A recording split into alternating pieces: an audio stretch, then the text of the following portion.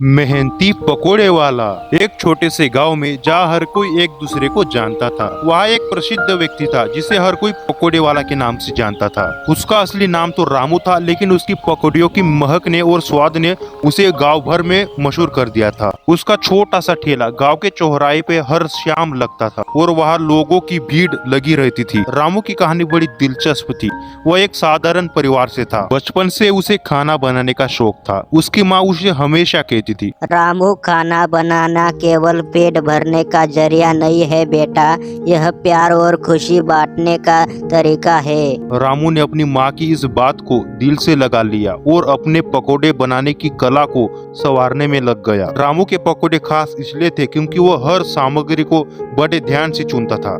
ताजे आलू, प्याज, हरिया मिर्च और धनिया पत्ती सब कुछ सबसे उत्तम होता था। उसका मसाला भी घर का बना हुआ था, जो उसकी माँ ने उसे सिखाया था। रामू का कहना था, जब तक दिल से पकोड़ा नहीं बनाऊंगा तब तक पकोड़े में वो स्वाद नहीं आएगा। गांव में हर शाम एक उत्सव जैसा माहौल होता था। बच्चे, बूढ़े, बड़े सब रामू के ठेले के पास इकट्ठे होते थे। रामू भी सबको जानता था और हर किसी के साथ उसकी एक खास बात होती थी। बच्चों को वो मुफ्त में पकोड़ा दे देता था और बूढ़ों के लिए वो खास कम मसाले वाले पकोड़े बनाता था। रामू का दिल बहुत बड़ा था। एक दिन गांव में एक नई लड़की आई जिसका नाम सपना था। वह बहुत उदास थी क्योंकि उसके माता पिता की मृत्यु हो चुकी थी और वह अपने चाचा चाची के साथ रहने आई थी। रामू ने उसकी उदासी को महसूस किया और एक दिन रामू ने उसे अपने ठेले के पास बुलाया। रामू ने कहा, सपना, चलो तुम्हें आज अपने हाथों के बने खास पकोड़े खिलाता हूँ। सपना ने बड़े अनमने से पकोड़े लिए, लेकिन जैसे ही सपना ने पहला निवाला लिया,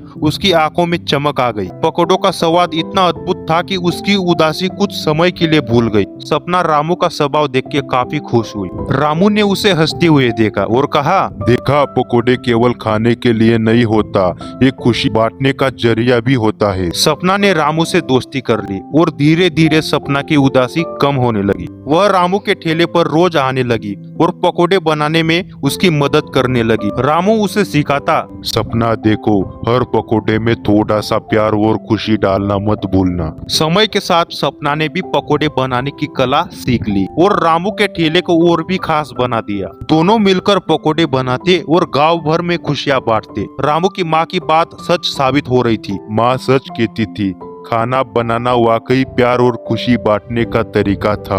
रामू और सपना की दोस्ती गांव के लोगों के लिए एक खास मिसाल बन गई थी। लोग कहने लगे, अरे भाई, रामू और सपना के पकोड़े में केवल स्वाद ही नहीं, प्यार और खुशी भी घुली होती है। हाँ हाँ भाई, बिल्कुल सच कहा तुमने। रामू और सपना के पकोड़े बिल्कुल खासम खास बने होते हैं। और इस तरह रामू का ठेला केवल एक खाने का ठेला नहीं रहा, बल्कि गांव में खुशियों का ठिकाना बन गया। गांव वाले हर शाम वहां इकट्ठे होते, बातें करते, हंसते और पकोड़े खाते। रामू और सपना ने साबित कर दिया कि जब दिल से कुछ किया जाता है तो वह केवल काम ही नहीं रहता, वह एक उत्सव बन जाता।